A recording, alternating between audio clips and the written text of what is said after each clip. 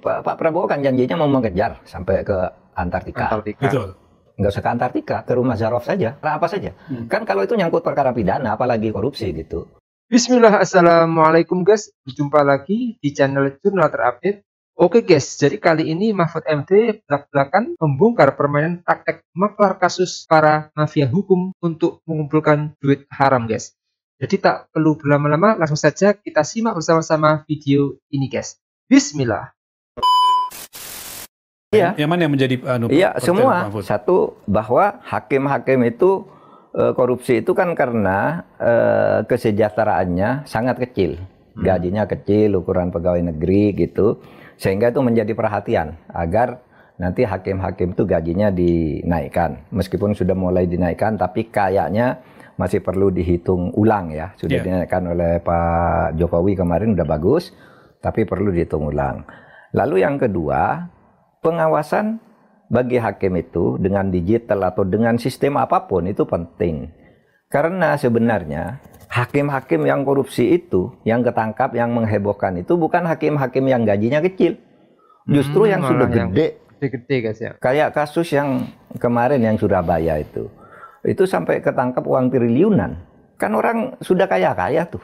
Nah itu yang maksudnya korupsi karena keserakahan ya? Iya, jadi korupsi itu ada dua, satu by need, dua by greed. Kalau by need itu karena misalnya gajinya betul-betul tidak cukup. Dan itu saya maklum misalnya ada orang menerima pemberian dari orang yang menang berperkara, bukan ingin menang.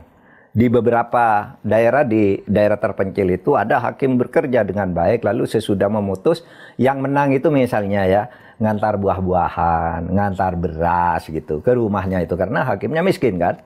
Kalau itu tuh by need, diterima tetapi sesudah memutus. Meskipun itu tidak harus dikatakan benar, tapi itu by need.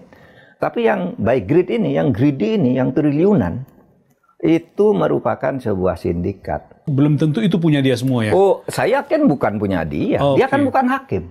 Betul. Dia hanya pejabat. Dia PNS, betul. Sama dengan sekretaris Mahkamah Agung kan bukan hakim. Iya. Yang kemudian korupsinya sangat besar itu. Kan bukan hakim mereka. Dia ngurus perkara ke orang, bagi ke hakim. Sama dengan si Zarov ini kan. Dia kan yang kita baca di beritanya, ini uang untuk perkara ini uang untuk perkara ini. Betul. Sudah sejak tahun 2012. Sampai 2022, 10 tahun Pak. Iya, itu pun mungkin hanya yang belum dibagi, yang lain sudah dibagi. Iya kan? Begitu itu ya? Yang belum dibagi, sudah ada catatannya. Ini perkara untuk ini, perkara ini. Maklarnya, dan itu tertangkap karena yang Surabaya itu kemudian diselidiki. Dikejar, karena kok bisa membebaskan orang nggak masuk akal, dicari oleh kejaksaan. Ketemu. Dan Pak sudah pensiun masih juga melakukan itu ya? Itu artinya kan sudah pensiun 2 tahun lalu. Kemudian dia masih menjadi orang yang dipercaya untuk mengurus kasus di Mahkamah Agung. Iya, bisa saja dipercaya karena dianggap dia berhasil kan mengkoordinasikan itu. Selama ini efektif mungkin ya. Iya, sehingga mafia-mafia itu bisa saja nyandra. Kamu saya titip perkara ke ini. Oh, saya sudah pensiun, enggak bisa, pokoknya harus bisa. Kan bisa aja begitu. Kalau orang sudah terlanjur salah kan bisa disandra begitu. Katakanlah dia mau berhenti tapi karena sudah mafianya terbentuk nggak bisa dia mengelak. Mau bertobat pun tidak bisa. Begitu ya. Oleh sebab itu hati-hati ya. Kepada teman-teman di mana aja lah di instansi. Kalau Anda berbuat salah, nanti Anda tersandra. Mau bertobat pun susah. Ya kayak itu, kayak Zarov itu. Sejak tahun 2012. Nah, itu sebenarnya menarik kalau dari uang 1 triliun itu ya. Dicari lagi, ini perkara untuk siapa saja dulu gitu kan. Perkaranya dibuka lagi. Itu makanya Pak, kalau kita lihat 10 tahun, kan banyak sekali, bisa 10 sampai ratusan perkara Pak itu akhirnya diatus oleh vonisnya oleh Zarov ini. Bagaimana itu? Apakah kejaksaan harus membuka itu kasus satu persatu supaya ketahuan uang itu dari mana, siapa yang memberikan? Menurut saya, iya, ya kejaksaan harus buka itu. Itu kan yang saya lihat ya.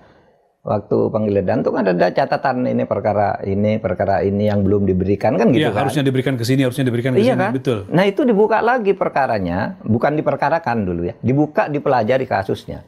Nah, itu bisa juga disidangkan kembali kalau menyangkut orang yang tidak bersalah dihukum karena menjadi kambing hitam. Karena penyuapan itu tidak salah, tolong dia dihukum, dibayar hakimnya.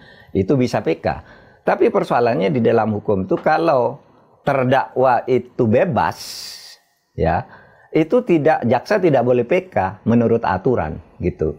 Nah, tetapi ini bisa dibuka lagi. Saya kira pemerintah bisa memulai dari kasus ini ya, dari Kejaksaan Agung bisa, Mahkamah Agung juga bisa membuat timnya sendiri. Ya, orang berharap Pak bahwa ini bisa jadi kunci untuk membuka mafia peradilan yang lebih besar. Karena kalau lihat jumlah kasusnya sangat banyak kasusnya yang bisa dibuka. Lalu kemudian orang-orangnya masih bisa ditanyakan, masih bisa ditelusuri. Nah, menurut Pak Mahfud, kalau kita lihat dari kacamata kebutuhan kabinetnya Prabowo lagi nih Pak. Bagaimana Pak Prabowo memandang atau kabinetnya memandang kasus ini? Yang di depan mata baru mereka mulai sudah ada, apakah dianggap sebagai ini peluang untuk bisa membuka lebih besar sehingga komitmen pemberantasan korupsi bisa tercapai? Atau ini merasa bahwa sebegitu parahnya sekarang sehingga sulit untuk dibenahi? Jadi begini, Pak Prabowo kan janjinya mau mengejar sampai ke Antartika. Betul.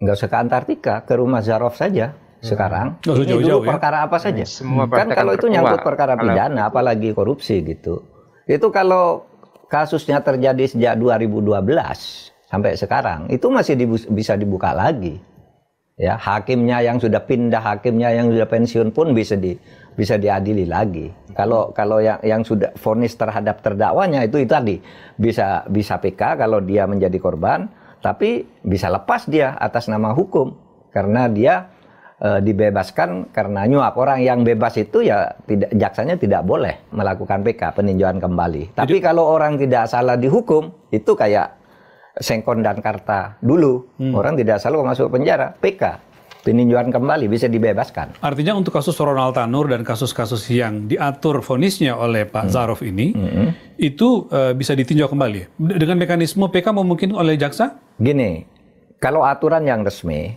jaksa tidak boleh? Jaksa tidak boleh naik banding atau tidak boleh mengajukan PK atas perkara di mana orang sudah dihukum. Jadi jaksa harus menerima, ya. Orang bebas gitu. Tetapi yang boleh PK itu hanya orang yang dihukum, bukan jaksanya. Jadi misalnya Tanur misalnya ya, mau PK, oh ini salah, saya enggak nyuap dulu, begini-gini, dia bisa PK. Besok. Tapi jaksa misalnya, saya kemarin nuntut 12 tahun atau 15 tahun, kok cuma dikasih 5, enggak boleh PK. Oke guys, jadi dari kasus ini merupakan kejadian yang sangat menyedihkan karena para hakim yang seharusnya menjadi pilar menjaga yudikatif sebagai harapan bagi para pencari keadilan di negeri ini, tapi malah berbuat hal-hal yang merugikan negara dan rakyat. Memang dengan tertangkapnya mantan petinggi Mahkamah Agung itu bisa menjadi momentum bagi pemerintahan Pak Prabowo untuk membenahi sengkarut hukum di Indonesia. Saya menaruh harapan besar dengan adanya kasus seperti ini, Presiden Prabowo Subianto akan bergerak cepat untuk memberangus para koruptor-koruptor yang merugikan negara triliunan.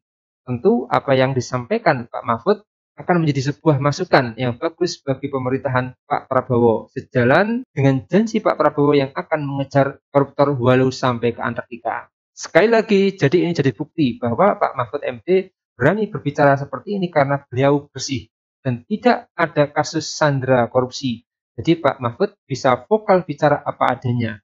Ini baru mantan Menteri MA, Ketua MK yang bersih. Kalau menteri yang punya kasus dan disandra korupsi, mana berani mereka akan bicara seperti Pak Mahfud ini. Jadi mantap, luar biasa, salut sama Pak Mahfud MD guys. Jadi mungkin itu yang bisa saya jelaskan untuk video kali ini. Bagaimana menurut kalian soal video ini? Tulis komentarnya di bawah ini ya guys. Saya izin pamit dulu. Wassalamualaikum warahmatullahi wabarakatuh.